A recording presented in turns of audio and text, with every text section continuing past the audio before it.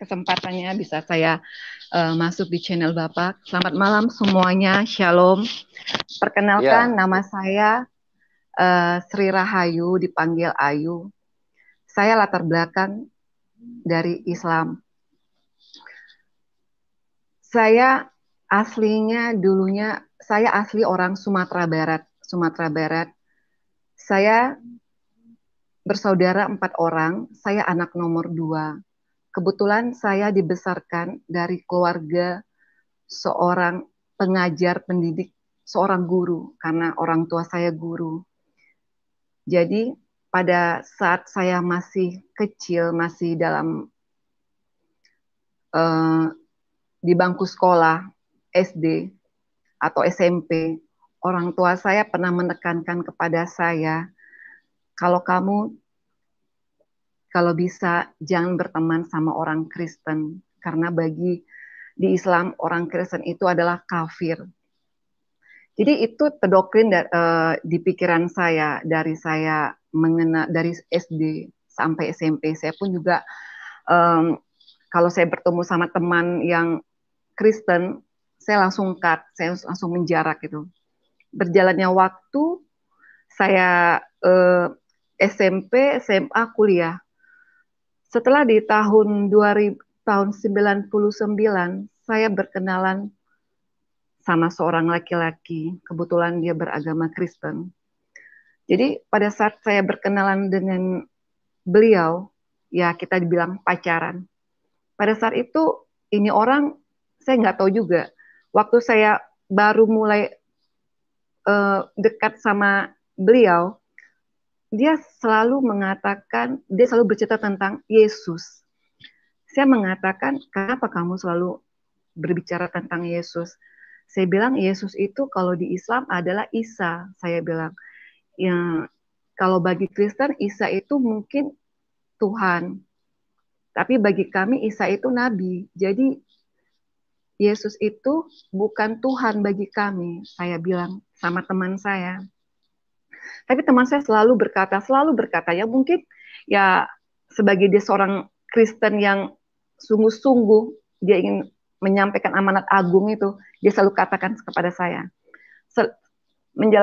Berjalannya waktu setelah saya uh, berkenalan sama beliau, pas jalan 3 tahun, saya diminta untuk mengantar seorang misionaris orang tua ke Malaka.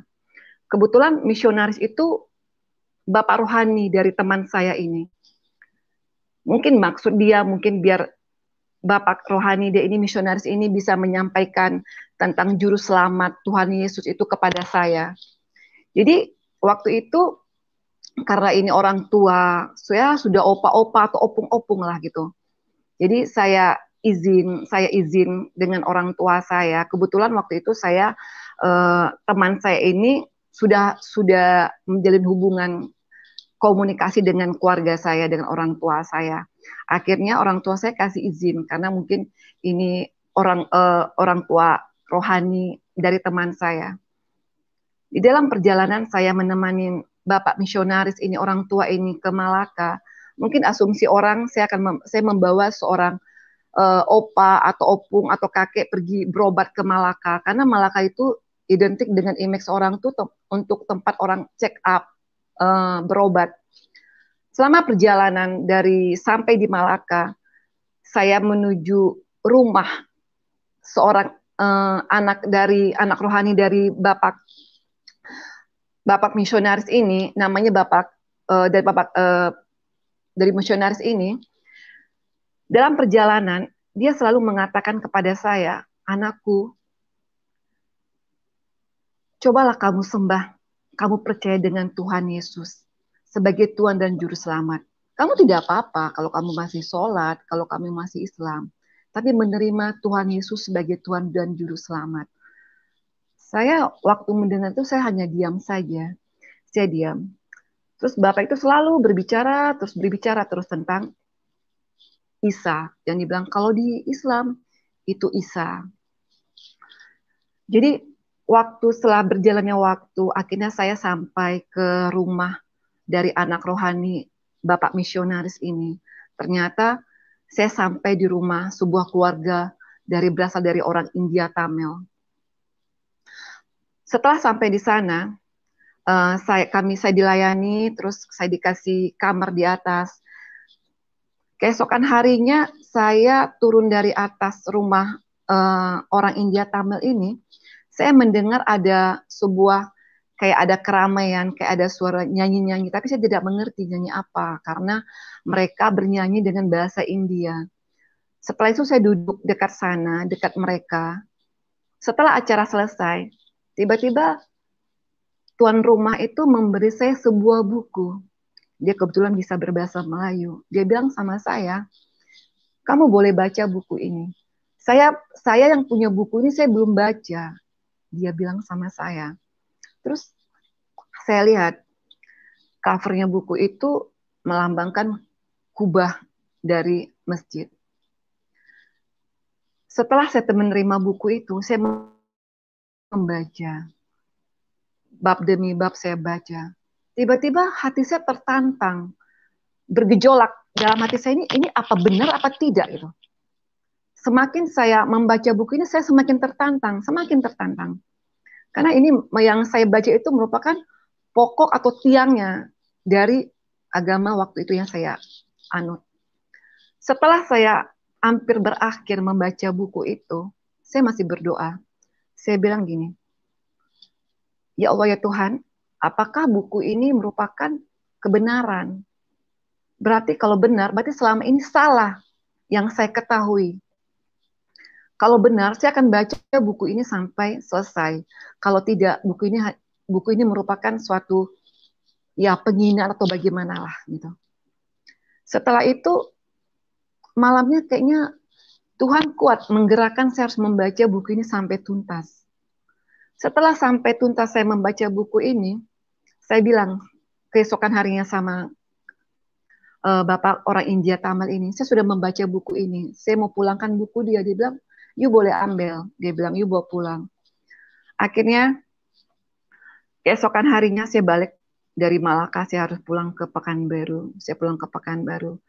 Sampai di Pekanbaru, saya bergumul kayak bergejolak selalu di hati dan pikiran saya. Ini apa benar, apa tidak, apa benar, apa tidak. Apakah benar Isa yang saya yakini di agama Islam sebagai Tuhan dan Juru Selamat. Setelah itu saya sampai di Pekanbaru, keesokan harinya, di hari Minggu, saya berani beribadah datang ke sebuah gereja yang ada di Pekanbaru. Di saat itu, saya datang menghadiri kebaktian di gereja tersebut. Tiba-tiba, pas kita disuruh berdiri, kebetulan jemaat semuanya disuruh menaikkan lagu. Saya tidak tahu lagu itu apa. Saya disuruh berdiri, saya juga berdiri. Tiba-tiba saya mendengar lagu yang dibawain sama jemaat di dalam gereja tersebut. Lagunya hanya ini. Ya Aba Bapa, ini aku anakmu, layakkanlah seluruh hidupku. Pujian itu saya dengar seperti saya tiba-tiba merinding. Saya merinding, saya merasa ada suatu belayan yang dari ujung rambut saya sampai ke ujung kaki membelai saya begitu lembut sekali. Saya tidak pernah merasakan belayan itu sama sekali di saat umur saya pada saat itu 20-an. Seterusnya Bapak yang di depan pendeta itu dia menyuruh angkat roti dengan anggur. Saya tidak tahu ini apa. Kebetulan anggur itu ditutup seperti kayak agar-agar. Jadi saya tidak mengerti, saya tidak makan. Saya masukin ke dalam tas.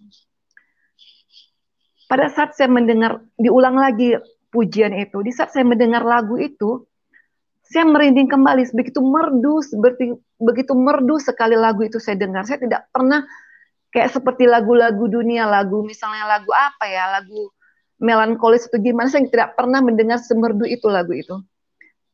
Setelah berakhirnya ibadah, saya pulang, saya ketemu sama teman saya berkata, Bang, tadi aku ke gereja, oh ya, terus tadi ada ini loh, aku dikasih ini. Terus kamu makan? Enggak, bukti kan aku kasih lihat. Dia tidak komen. Setelah itu saya tertantang. Kebetulan saya tidak tahu urapan di suasana di gereja itu membuat hati saya tuh rindu untuk kembali ke gereja itu. Berjalannya hari, minggu demi minggu saya datang ke gereja itu. Ternyata waktu setelah berapa bulan setelah itu, gereja itu mengundang salah satu pendetanya tuh dari Islam, ex-Islam. Jadi waktu itu karena tahu para pengerja di gereja itu saya dari Islam, dia bilang, Mbak Ayu, ini Bapak ini ex-Islam loh, mungkin bisa ya eh, berbicara atau ya bincang-bincang sama Bapak Pendeta. Saya datang ke gereja itu pas waktu malam. Jadi Bapak itu dengan santai, kebetulan di gereja itu mereka lagi latihan untuk persiapan ibadah. Bapak itu sambil megang gitar. Dia berkata sama saya, kamu tahu surat Al-Fatihah? Tahu, saya bilang. Kamu bisa membacanya? Bisa Pak, saya bilang itu. Coba kamu baca. Dia sambilnya diiringi dengan gitar. Saya baca Bismillahirrahmanirrahim, Alhamdulillahirabbil alamin, Arrahmanirrahim, Maliki yaumiddin, sampai di saat kata-kata Ihdina Sirotol Mustaqim. Dia bilang stop. Kamu tahu itu artinya apa? Ihdina Sirotol Mustaqim. Saya bilang saya tahu Pak. Tunjukilah kami jalan yang lurus. Apa kamu sudah mendapatkan jalan yang lurus? Dia terdiam. Saya berpikir. Saya bilang, oh iya ya. Setiap saya sholat, 1 hari 5 kali, subuh, zuhur, asar, maghrib, isya, kata-kata Ihdina Sirotol Mustaqim berkali-kali saya ucapkan. Tapi dengan Bapak itu berkata, apakah kamu sudah menemukan? Akhirnya saya terpikir, iya Pak, hanya melafazkan aja Ihdina Sirotol Mustaqim, tapi tidak tahu jalan lurus itu yang mana. Akhirnya Bapak itu mengatakan, kalau jalan yang lurus itu ada bersama Isa Al-Masih, Tuhan Yesus. Setelah berbicara dengan Bapak itu saya pulang. Saya buka Al-Quran kembali. Ternyata di dalam Al-Quran itu ada surat kaki. Di bawah surat kaki itu. Ihdina Sirotol Mustaqim. Ada surat kaki. Itu menunjuk lagi ke ayat yang lain. Di ayat yang lain, situ mengatakan di surat Al-Zukhruf. Di surat Al-Zukhruf ayat 61. Di surat Az-Zukhruf itu mengatakan bahwa Isa benar-benar menjadi petanda akan datangnya hari kiamat. Karena itu janganlah kita ragu atau ya tentang hari kiamat. Isa bilang, ikutlah aku. Akulah yang menunjuk jalan yang lurus itu. Jadi akhirnya saya berpikir, apakah di surat Al-Fatihah ini jawabannya di surat Az-Zukhruf? Lama saya renungkan surat Al-Fatihah dengan surat Al-Zukhruf. Karena memang kalau waktu di Islam dulu, memang Imam Mahdi itu identik dengan Isa yang akan turun. Tanda-tanda hari kiamat, Isa akan turun sebagai Imam Mahdi, menjadi hakim untuk seluruh umat manusia di muka bumi ini. Sedangkan di sini mengatakan Isa lah tanda-tanda tentang hari kiamat. Setelah itu saya berpikir, oh berarti Isa lah yang menunjukkan jalan kebenaran itu. Setelah berjalannya hari demi hari, saya ke gereja, tiba-tiba namanya orang tua, hati nurani sebagai seorang orang tua. Mama saya berkata begini, kamu kok tiap hari Minggu keluar sih? Dia bilang, kamu sepertinya kayak orang Kristen pergi ke gereja. Saya terdiam. Akhirnya saya putuskan untuk tidak di jam itu saya bergereja lagi di tempat gereja di mana saya menerima sesuatu belayan yang begitu lembut, kasih yang begitu lembut yang saya rasakan. Akhirnya saya seperti gereja keliling. Saya masuk ke gereja yang daerah, gereja adat, tapi saya tidak mengerti gitu. Tapi karena saya rindu ingin beribadah, ingin mendengarkan firman Tuhan, yang disampaikan oleh pendeta yang untuk hari Minggunya. Akhirnya saya bilang, tidak ada yang saya dapatkan dari saya berkeliling terus. Akhirnya saya putuskan untuk kembali ke gereja tempat di mana saya pertama datang. Setelah saya ikutin, akhirnya saya berbohong. Saya sampai bilang malam itu hari Sabtu, besok hari Minggu, saya masukin baju ke bagasi mobil. Hari Minggu saya keluar dengan pakaian santai. Saya bilang saya keluar ke rumah teman saya karena teman saya banyak anak kosan waktu itu. Jadi ya tidak membuat orang tua saya curiga, padahal saya ke gereja. Akhirnya saya ke gereja tempat di mana pertama saya datang. Akhirnya iman saya bertumbuh. Setelah berjalannya waktu sudah berapa bulan, saya memutuskan saya minta dibaptis. Saya minta dibaptis saya bilang sama para pengerja di gereja itu, Bu, saya pengen dibaptis. Wah, benar dia bilang, iya Bu. Oh ya udah, nanti pas Bapak Gembalanya datang nanti kita atur. Akhirnya Bapak Gembala tersebut datang. Keesokan harinya di hari Sabtu, saya dibaptis di salah satu sungai di Pekanbaru.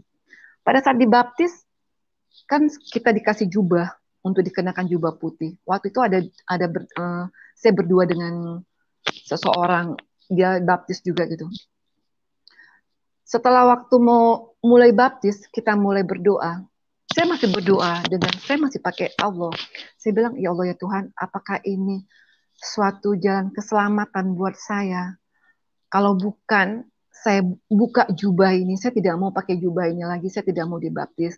Tapi kalau memang ini keselamatan bagi saya bilang, tarik saya sampai ke sungai untuk saya bisa dibaptis. Setelah itu, akhirnya pendeta bilang, pendeta berdoa, saya boleh dibaptis. Bisa dibaptis itu saya merasakan sesuatu ada kayak turun dari langit itu, saya tidak bisa mengungkapkan dengan kata-kata apa yang saya rasakan. Seperti saya itu tanpa anak baru lahir, baby baru lahir, tidak ada dosa. Seperti kayaknya plong aja rasanya hidup ini gitu. Setelah saya keluar dari sungai, saya ganti baju untuk habis dibaptis. Setelah itu kita ketemu sama pendeta yang membaptis saya, beberapa orang dengan para pelayan di gereja itu. Dia bilang gini, Ayu, sekarang nama baptis kamu saya kasih Hana. Wah, Hana? Hana itu artinya apa, Pak? Hana itu pendoa. Kamu nanti baca di kitab Samuel. Saya bilang, bagaimana saya mau baca? Saya tidak ngerti, saya belum mengerti buka Alkitab dari mana. Kitab Samuel pun saya tidak tahu. Setelah itu setelah baptis saya pulang. Timbul di hati saya dalam perjalanan dari tempat saya dibaptis itu menuju rumah saya. Saya udah meninggalkan yang lama, saya udah menatap yang baru. Keesokan harinya, karena di keluarga saya, karena saya ada keluarga dari orang dari Sumatera Barat, adat sama agama sangat kental sekali, sangat kuat sekali. Kita sering melakukan sholat berjemaah di rumah. Orang tua saya mengatakan gini, mari kita sholat. Saya mengatakan, saya lagi datang bulan. Karena waktu dulu di Islam, kalau lagi datang bulan tidak dibenarkan untuk sholat. Oke, mungkin alasan itu orang tua saya masih bisa menerima. Tapi lama-lama orang tua saya selalu berkata, mari kita sholat, mari kita sholat. Jawaban saya, lagi datang bulan. Terus tiba-tiba orang tua saya ngomong gini, kamu bilang datang bulan, nanti dikasih Allah loh kamu datang bulan terus selamanya. Saya terdiam. Karena dalam hati saya tidak mungkin sholat lagi. Walaupun saya teringat omongan dari Bapak misionaris, Bapak rohani teman saya itu mengatakan, kamu tidak apa-apa kalau kamu Islam, kalau kamu masih sholat. Tapi saya udah punya komitmen. Ya sekali saya melangkah, sekali saya udah terima Yesus sebagai Tuhan dan Juru Selamat saya udah dibaptis, saya udah lahir baru kembali. Ya tidak ada lagi tawar-menawar. Akhirnya berjalannya hari, orang tua saya ngomong kayak gitu. Terus saya bilang sama teman saya, gimana ya? Orang tua saya terus suruh saya sholat. Terus teman saya ngomong gini, Saya juga konsultasi sama teman-teman di gereja, sama para pengerja. Dia bilang, ya berhikmat aja, ayo. Saya bilang, oh berhikmat. Mungkin berhikmat itu saya harus berbohong. Tapi yang saya lakukan berhikmat tuh berbohong tuh akhirnya membuat saya tuh gelisah, tidak tenang. Setelah berapa hari kemudian ya, setelah berjalannya waktu, saya disuruh sholat lagi. Saya bilang, Mah, saya mau sholat di masjid tempat gubernur habis meresmikan masjid baru dia. Kebetulan tidak jauh dari rumah saya. Akhirnya karena mungkin alasan saya mau pergi sholat, akhirnya dibolehkan. Saya taruh mukena di dalam mobil, dalam perjalanan, saya berhenti di tepi jalan. Saya berdiam diri. Saya bilang saya banyak berbohong. Tiba-tiba saya buka Alkitab. Saya tidak tahu buka Alkitab itu dari mana, tapi saya saya main asal buka gitu aja. Tiba-tiba saya membaca dalam firman Tuhan itu di Matius, waktu saya di Matius, lihat aku mengutus kamu seperti domba di tengah serigala. Hendaklah kamu cerdik seperti ular, tulus seperti merpati. Saya diam. Maksudnya ini apa ya? Setelah berakhirnya waktu maghrib, saya pulang kembali. Saya pulang. Ya mungkin orang tua saya mengatakan saya sudah selesai sholat. Saya bertelepon dengan teman saya. Saya bilang, tadi aku disuruh sholat. Tapi aku pergi ke masjid tempatnya gubernur habis meresmikan. Aku bilang alasan, aku berhenti di tepi jalan. Tiba-tiba aku membuka Alkitab. Firman Tuhan ku baca berkata begini, teman saya diam aja. Mungkin dia mengamati. Setelah itu berjalannya hari demi hari, orang tua saya lama-lama curiga. Dia bilang, kamu kayaknya sepertinya udah Kristen. Dalam hati saya, aduh bagaimana ya? Saya jujur, saya belum menikah. Saya masih tanggung jawab orang tua. Kalau saya diusir, saya mau tinggal di mana? Saya mau kemana? Berkecamuklah di hati saya gitu kan. Tapi saya tidak bisa berbohong sama orang tua saya. Kalau saya sudah tidak satu agama dengan orang tua saya. Pada malam harinya saya buka Alkitab, saya membaca, saya waktu itu saya nggak ngerti baca saya belum tahu dari Kejadian sampai Wahyu, saya main asal buka aja. Tiba-tiba firman Tuhan banyak berbicara kepada saya di Matius. Pada saat itu saya membaca di Matius, Tuhan mengatakan, barang siapa yang menyangkal aku di depan manusia, aku akan menyangkal kamu di depan Bapa yang di sorga. Jadi saya bilang, aduh saya menyangkal Tuhan di depan keluarga besar saya. Berarti Tuhan pun akan menyangkal saya di depan Bapa di sorga. Sedangkan saya sudah menerima Tuhan Yesus sebagai Tuhan dan Juru Selamat saya. Akhirnya saya berkecamuk terus di hati saya. Akhirnya saya memutuskan, saya bilang sama teman saya. Pada saat itu kita berteman sudah berjalan 5 tahun. Saya bilang, Bang, kayaknya aku nggak bisa lagi untuk berhikmat atau berbohong kepada orang tuaku. Masalah keyakinan yang kuanut sekarang. Karena Tuhan udah berbicara, saya tertampar dengan firman Tuhan ini. Kalau kamu menyangkal aku di depan manusia, aku akan menyangkal kamu di depan Bapa di sorga. Padahal saya sudah mengakui Tuhan Yesus sebagai Tuhan dan Juru Selamat. Setelah itu, mungkin tiba saatnya akhirnya, ya teman saya mengutus utusan dari keluarga dia untuk melamar saya. Akhirnya kita menikah. Tapi saat menikah kita pun berkata bahwa kita di luar kota lah, di luar negeri lah gitu. Setelah menikah seminggu setelah itu saya pulang ke rumah orang tua saya. Tapi namanya orang tua saya, dia sebagai hati, dia sebagai seorang ibu, dia sudah merasa kalau saya ini anak ini bukan sejalan lagi sama dia. Ya namanya kebohongan ya pasti akan tercium juga. Jadi ada yang menyampaikan kalau saya sudah Kristen. Tapi karena dia tahu saya sudah menikah, dia pun mungkin tidak bisa untuk berkata, karena saya sudah jadi tanggung jawab dari suami saya. Tapi dia melihatkan sikap, ya jutek gitulah mukanya, kesal. Setelah itu saya sudah berumah tangga, saya dengan keluarga kecil saya. Setelah saya melahirkan anak saya pertama, orang tua saya datang ke rumah saya pas waktu itu Natal. Sebenarnya tidak akan bakal mau datang, karena melihat cucu. Setiap orang tua saya datang pada saat itu, seperti kayak dia duduk di rumah saya itu, seperti kayak di kursi itu kayak ada bara api atau sebuah kursi berduri lah, sehingga bikin dia harus cepat keluar dari rumah anaknya gitu.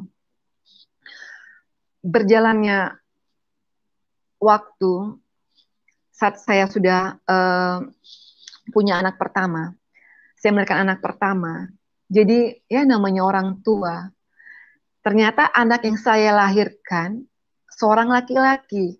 Pada saat itu suami, karena saya melakukan persalinan, melakukan sesar, pada saat itu suami saya agak telat datangnya. Waktu itu dia ada urusan kerjaan lah, mungkin ada meeting. Tiba-tiba ya orang tua saya, papa saya mengazankan anak saya. Ya, karena kan kalau Islam, ya dia mungkin meyakini kalau ini cucu ini masih Islam, anak masih Islam gitu kan. Padahal dia udah tahu kalau saya sudah Kristen. Dia azanin gitu, dia azanin anak saya. Waktu anak saya lahir. Setelah itu, setelah saya udah mulai kuat lah setelah dilahirkan, saya datang ke gereja, saya antar anak saya untuk penyerahan anak ke gereja. Tiba-tiba Bapak pendetanya berkata, saya tengking, segala roh Al-Fatihah, surat Yasin, dan semuanya lah. Pada saat itu luar biasa anak saya melengking 3 kali. Oa, oa, oa, dia bilang gitu kan. Jadi seperti kayak keluar gitu. Setelah itu Bapak pendetanya, kebetulan suami saya memberi nama anak saya itu Joseph. Tapi karena Bapak pendeta itu, dia bilang begini, saya tambah namanya Joseph Paanea. Saya bilang, Pak, Paanea itu artinya apa? Paanea itu adalah penguasa. Wah, luar biasa. Saya bilang, nanti kamu baca di Kejadian. Paanea itu artinya apa? Kalau di bahasa Ibrani itu Yusuf. Yusuf diberi kuasa sama Fir'aun untuk menguasai Mesir. Berarti orang kedua setelah raja. Setelah berjalannya, kebetulan anak saya itu menjadi cucu kesayangan berorang tua saya. Tapi namanya, karena cucu kesayangan, orang tua saya, neneknya itu selalu, kalau misalnya apa, Bismillah ya. Nah, Bismillah kalau dia ngasih cucunya makan gitu. Saya diam aja gitu. Tapi yang penting bagi saya, kalau anak saya udah saya serahkan, saya percaya segala roh Al-Fatihah, surat Yasin, apapun lah, sudah kita patahkan di dalam nama Tuhan Yesus. Jadi saya tenang saja. Berjalannya waktu, akhirnya saya melahirkan anak kedua. Anak kedua. Waktu saya melahirkan anak kedua, karena saya anak perempuan, kalau kami orang Sumatera Barat ini, kalau habis melahirkan tuh harus di rumah orang tua. Ya, orang tua perempuan lah yang mengurus. Jadi, pada saat itu, saya diurus sama orang tua saya karena masa nifas gitu ya. Setelah itu, seminggu setelah saya melahirkan, papa saya sakit. Sakit. Tapi yang luar biasanya Tuhan pakai anak saya Joseph ini, dia berkata begini kepada neneknya, kepada omanya. Oma, sebelum papa sakit, Oma, kenapa opa itu pakai baju batik hitam-hitam? Janganlah Oma. Jadi terus papa saya ngomong gini sama mama saya, gimana cucumu ini? Kok aku disuruhnya buka pakai baju ini? Ya namanya anak kecil mungkin ya, mama saya bilang ya anak kecil. Tapi setelah itu anak saya melarang opanya untuk berpakaian baju hitam, baju batik itu. Keesokan harinya papa saya sakit. Memang dia ada bawaan jantung. Jadi, tapi waktu dia sakit itu, tapi waktu saya melahirkan, papa saya sempat mengantar saya untuk check up kembali sama dokter karena saya harus periksa karena operasi. Mungkin karena saat itu mungkin dia tahu mau pergi. Dia sayang sekali sama saya. Sini papa antar kamu ke dokter. Setelah itu dia sakit. Ya seminggu lah setelah itu dia sakit. Waktu dia sakit, saya masih ke kamar dia. Saya masih ke kamar dia karena saya di rumah orang tua saya waktu saya habis melahirkan. Terus papa saya ngomong gini sama saya, aduh dia bilang itu kan, aku masih terpikir-pikir anakmu. Dia bilang itu, ya udahlah pak, apa namanya anak kecil saya dengar. Setelah papa saya ngomong gitu, pas maghribnya papa saya meninggal. Saya sedih sekali. Ya kan hanya di Islam tidak boleh jenazah lama-lama. Keesokan paginya habis sholat zuhur, papa saya harus dikubumikan. Waktu bapak saya dimandikan jenazahnya, ya suami saya karena dia udah merasa udah masuk ke keluarga besar saya, dia sebagai seorang menantu, saya pun juga anak. Pada saat jenazah almarhum papa saya dimandikan, mama saya melarang, jangan. Tidak boleh suami kamu memegang jenazah almarhum papamu. Saya sedih sekali. Kenapa? Kok suami saya tidak boleh memegang jenazah almarhum papa saya untuk memberi penghormatan terakhir, dan saya pun tidak boleh dekat sama jenazah almarhum papa saya. Setelah itu suami saya dengan dia tunjukkan sebagai seorang menantu, dia urus baik-baik. Akhirnya setelah pemakaman, setelah berjalannya waktu demi waktu, akhirnya anak saya kedua, saya pindah ke Batam. Saya kembali lagi teringat kepada firman Tuhan di Matius tuh, yang mengatakan, ya karena namaku kamu akan digiring ke pemuka agama. Terus hendaklah kamu, seperti kita harus pindah ke kota yang lain gitu. Akhirnya kami pindah dari Pekanbaru, kami ke Batam.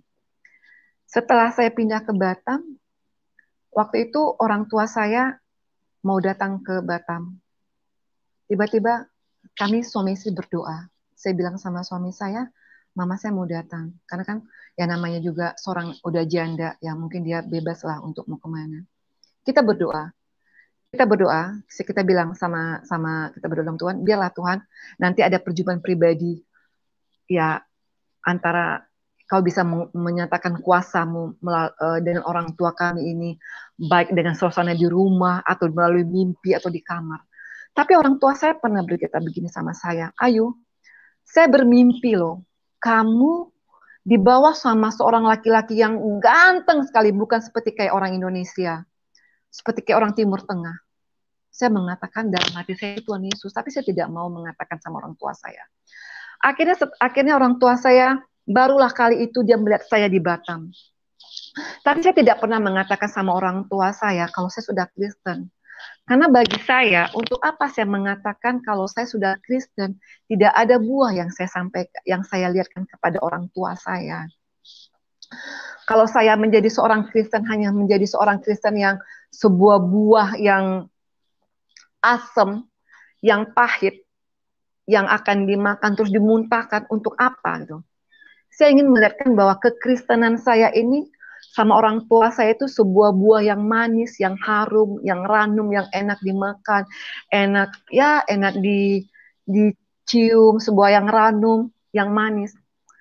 Berjalannya waktu, saya kasih lihat terus sama orang tua saya. Kami mengasihi orang tua. Saya bilang sama orang tua saya, Ma, walaupun saya sudah tidak satu jalan lagi agama sama Mama, tapi saya tidak akan menjauhi Mama. Saya akan terus menghormati Mama.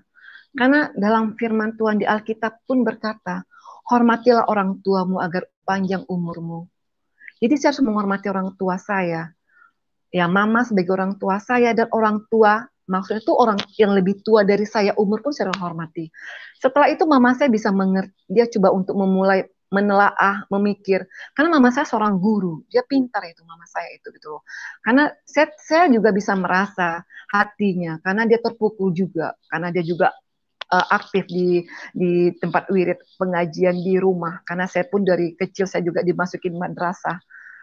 Orang berkata, ibu itu mengajar sekian ratus orang anak berhasil, tapi mengajar satu anak tidak berhasil, anaknya bisa murtad. Karena kalau dulunya Islam mengatakan kalau Islam pindah ke Kristen itu murtad. Ya, mungkin orang tua saya ya berkecamuk, tapi dia lama-lama dia melihat sesuatu bagi saya itu tidak ada yang salah kekristenan saya itu.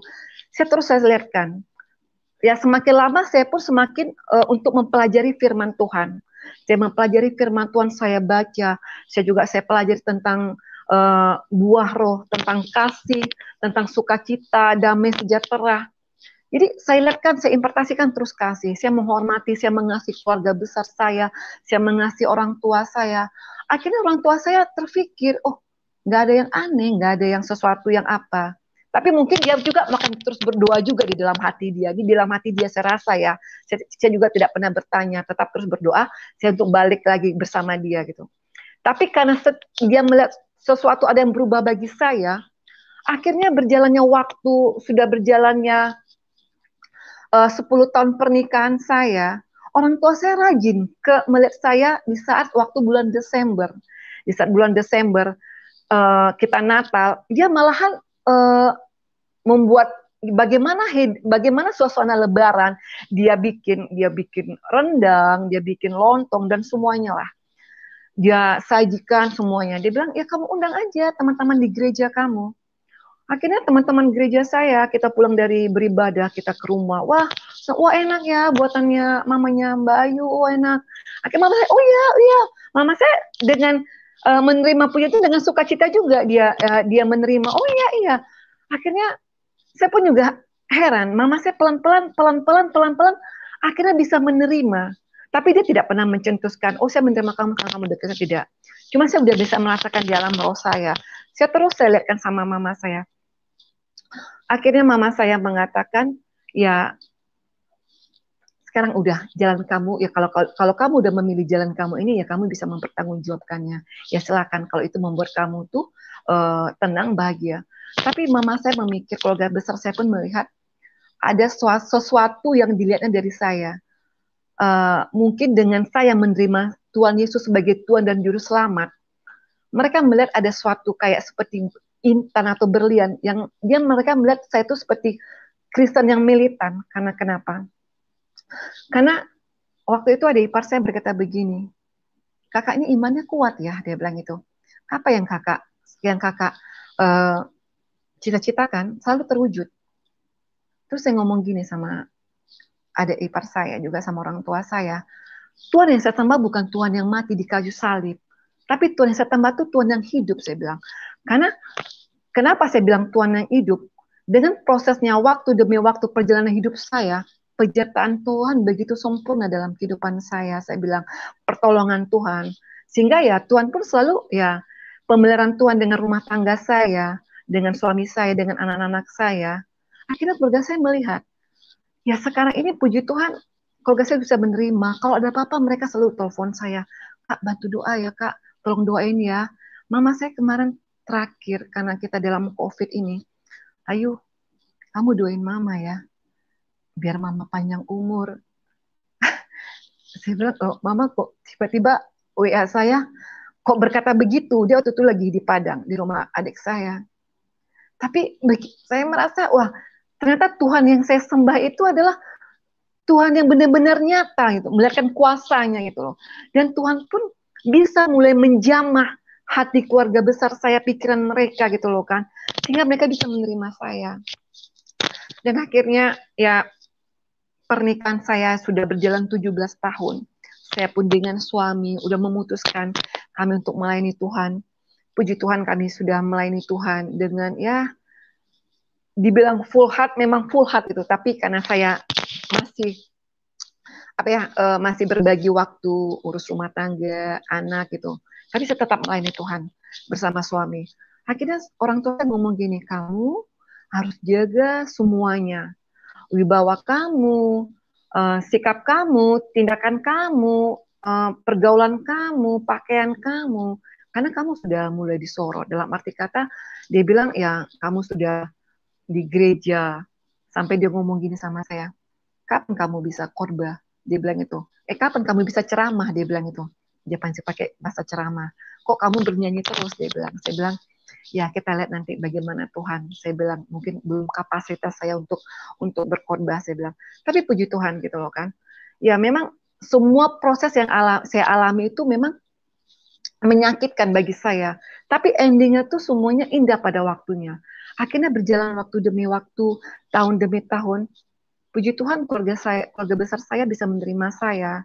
Dan mereka pun ya kalau ada apa-apa selalu menopang, selalu meminta sama saya, Kak tolong bantu dalam doa ya, tolong doain ya, tolong doain ya. Akhirnya saya bilang, aduh Tuhan luar biasa Tuhan ini dalam kehidupan saya. Ya begitulah yang saya alami perjalanan saya mengenal Tuhan Yesus. Memang saya mengenal Tuhan Yesus di saat saya udah mulai dewasa, di saat saya udah mulai wisuda. Jadi karena situ saya baru menyadari Tuhan memberi kita akal dan pikiran untuk menguji segala sesuatu. Jadi apalagi pada saat itu saya udah mulai, ya udah 20-an lah, ya pasti saya kan seorang mahasiswa, saya kan mempunyai akal dan pikiran untuk menguji segala sesuatu. Saya uji, saya telah, akhirnya saya menemukan bahwa Tuhan Yesus adalah Tuhan dan Juru Selamat. Dan itulah sebagai Tuhan dan Juru Selamat saya yang selalu menopang hidup saya. Yang saya rasakan setelah saya menerima Tuhan Yesus, ya saya selalu merasakan damai sukacita yang Tuhan berikan. Walaupun pencobaan ada yang Tuhan berikan kepada saya, tapi ada sesuatu yang saya rasakan. Karena dalam firman Tuhan, aku tidak akan membiarkan kau seorang diri. Roh penghiburku, roh penolongku akan senantiasa aku berikan kepadamu. Jadi di saat saya merasa ada kesesakan, masa saya ada pencobaan, saya percaya pertolongan Tuhan itu hidup pada waktunya. Dan saya juga tahu bahwa Tuhan pun juga memberi pencobaan kepada kita itu tidak akan melampaui dari batas kemampuan kita. Yang mungkin pada saat itu saya mengalami pergumulan salib yang saya pikul untuk mengikut Tuhan Yesus dengan keluarga saya. Mungkin time-nya sampai sekian tahun ini. Akhirnya keluarga besar saya bisa menerima saya.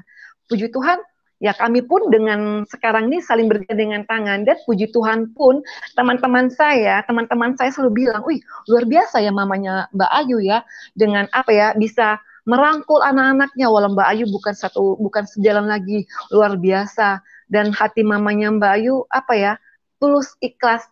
Sampai mama saya pun kalau saya bawa pun ke tempat teman saya, para teman saya itu kan Kristen, mama saya enjoy gitu loh kan. Juga teman saya yang Buddha, kita pergi Imlek, mama saya enjoy. Jadi sampai sekarang mama saya pun bisa membela saya. Saya pernah dikatakan sama tante saya bilang itu, apa itu anak murtad, anak kafir, durhaka. Sampai mama saya bilang gini, kamu hati-hati dengan pembicaraan kamu ya, dia bilang itu. Apakah udah agama yang kamu yakin, apa keyakinan yang kamu anut sekarang ini udah membawa kamu dengan satu kebenaran? Apakah apa yang kamu cari, yang kamu makan itu udah halal semuanya? Kamu tahu, walaupun anakku nggak satu jalan sama aku lagi, menantuku, tapi dia lebih ngerti agama daripada kamu. Saya pun kaget. Padahal itu adik ipar dia loh gitu loh. Jadi begitulah kesaksian saya yang bisa saya sharingkan pada malam hari ini. Ya, semoga kesaksian saya ini bisa menguatkan kita semua, bisa memberkati. Dan puji Tuhan pun, ya saya pun kami suami sudah melayani, saya pun juga sekarang lagi belajar STT di salah satu tempat gereja saya berbakti.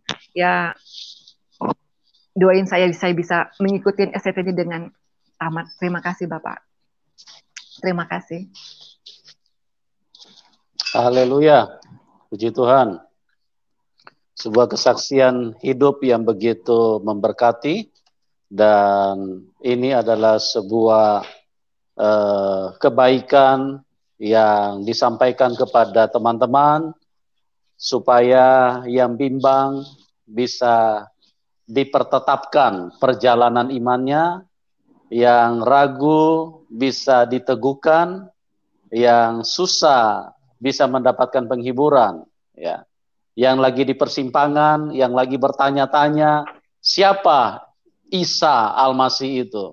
Atau siapa Tuhan Yesus itu? Ya, Dia adalah satu-satunya Tuhan, dan hanya Dialah yang bisa membawa manusia ke surga. Akulah jalan kebenaran dan hidup. Tidak ada seorang pun yang bisa sampai kepada Bapa kecuali melalui aku. Dialah satu-satunya jalan kebenaran. Dialah satu-satunya. Di bawah kolong langit ini, Kisah Rasul pasal 4 ayat 12. Di bawah kolong langit ini tidak ada nama lain yang olehnya manusia bisa diselamatkan kecuali di dalam nama Tuhan Yesus Kristus. Teman-teman, ruang kesaksian ini kami hadirkan dengan tujuan karena kami sangat mengasihi siapapun Anda. Kami ingin supaya keselamatan itu bisa menyentuh setiap manusia. Kami tidak ingin selamat sendiri. Kami tidak ingin masuk surga sendiri. Kami ingin bagi apa yang telah terjadi dengan kehidupan kami. Apa yang telah kami alami. Saya pun mengalami hal yang sama. Dulu saya sangat tidak suka kepada Tuhan Yesus. Ya, saya sangat tidak tertarik gitu. Tapi saya mengalami Tuhan Yesus menjumpai saya secara pribadi. Dan disitulah keyakinan yang tidak bisa tergoyahkan dengan apapun. Karena itu dialami. Jadi Tuhan Yesus itu bukan hanya tokoh yang dicerita di dalam sebuah buku. Tidak. Buku ini hanya penuntun. Tapi kehidupan yang benar dengan Tuhan itu harus dialami. Karena kalau kita tidak mengalami Tuhan, itu berarti dipertanyakan Tuhan apa yang kita percayai. Tapi kalau kita mengalami, orang mau bicara apapun, mau satu dunia pun menyangkal, bagi kami tidak ada masalah. Karena kami mengalami sendiri. Kami merasakan sendiri sentuhannya, kuasanya, penyertaannya, kasihnya, kami alami secara langsung. Dan itulah yang disaksikan oleh Ibu Ayu pada malam hari ini, sesuatu yang begitu luar biasa, dan saya terus berdoa supaya kuasa Roh Kudus menjamah semua kita, supaya surga bisa diisi oleh semua manusia. Ya, surga bisa dipenuhi oleh semua manusia, siapapun kita. Karena Tuhan Yesus datang 2000 tahun yang lalu untuk apa? Untuk menyelamatkan semua manusia. Bukan hanya satu bangsa, tapi untuk semua bangsa. Itu yang ditegaskan di dalam Yohanes 3 ayat ke-16. Karena begitu besar kasih Allah akan dunia ini, sehingga ia mengaruniakan anaknya yang tunggal. Supaya setiap orang yang percaya kepadanya tidak binasa, tapi beroleh hidup yang kekal. Ya, itulah kasih Tuhan untuk seluruh dunia. Karena begitu besar kasih Allah akan dunia ini. Seluruh dunia. Siapapun kita, mau kulit hitam kah, kulit sawo matang kah, kulit coklat kah, kulit putih kah, mau matanya biru kah, mau matanya abu-abu kah, mau tidak melihat kah, semua Tuhan kasihi. Tuhan ingin supaya kita semua bisa pulang ke surga. Minggu kemarin saya sudah bicara, saya sudah sampaikan di dalam firman bahwa Tuhan sangat mengasihi manusia, ya. Tuhan sayang sekali sama manusia. Tuhan ingin semua selamat. Tuhan ingin semua masuk surga. Tuhan ingin pindahkan kita dari dunia yang sangat jahat ini. Karena apa? Karena dunia ini hanya terus membunuh manusia. Itu pekerjaan setan. Yohanes 8 ayat 44. Iblis itu adalah pembunuh manusia sejak semula. Yohanes 10 ayat 10. Pencuri datang hanya untuk membunuh, mencuri, membunuh, dan membinasakan. Itulah si iblis. Begitu jahat terhadap manusia. Nah, Tuhan Yesus datang untuk membawa kita pulang ke surga. Dunia ini bukan tempat tinggal kita. Dikatakan bahwa tanah air kita ada di surga. Oke, teman-teman.